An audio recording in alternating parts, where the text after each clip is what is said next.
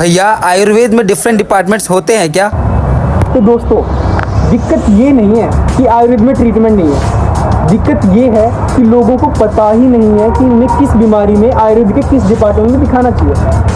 और कई लोग क्या मानते हैं, आयुर्वेद का नाम सुनते ही उनके दिमाग में आता है नानी दादी के नुस्खे या फिर चूर्ण चटनी या फिर वात पित्त के ऊपर ही उनकी कहानी निपट जाती है।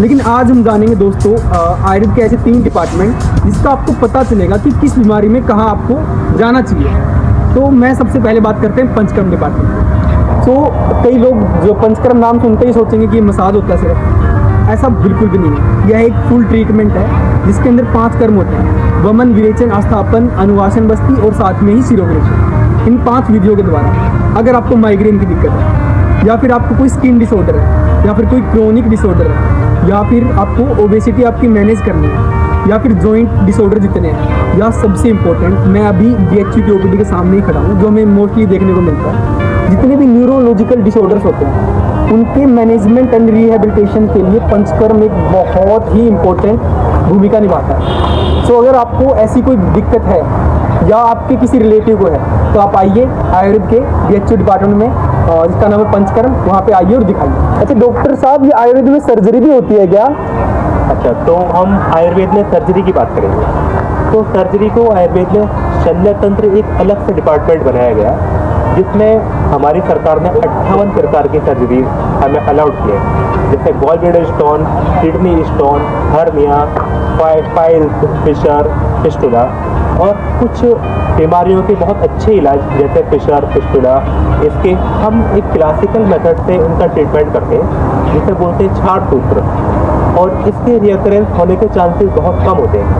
और अगर आपको अग्नि कर्म, जलौका कर्म, ये ऐसे कर्म होते हैं जिनसे स्किन डिसऑर्डर और बाकी जो कॉम्प्लिकेटेड डिसऑर्डर होते हैं वो बहुत अच्छे मैनेजमेंट होते हैं। तो अगर आपको अपने पाइल्स, फिस्टुला या फिर स्किन प्रॉब्लम के लिए आना है, अग्नि कर्म कराने, तो आप शल्य डिपार्टमेंट में आ सकते हैं।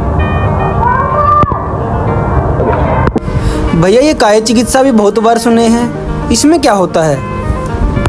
तो मैं आप लोगों को बताने जा रहा हूँ डिपार्टमेंट ऑफ काय चिकित्सा के बारे में। काय चिकित्सा को हम मॉडर्न में जनरल मेडिसिन से रिलेट कर सकते हैं। काय चिकित्सा 2 शब्दों से बना है, काया और चिकित्सा। काय का मतलब होता है शरीर और चिकित्सा का मतलब चिकित्सा। मतलब जिस डिपार्टमेंट के अंतर्गत पूरे शरीर की चिकित्सा की जाती है उसे काय चिकित्सा कहते हैं। काय से हम जनरली बॉडी में अग्नि को लीड करते हैं। तो अग्नि क्या होती है?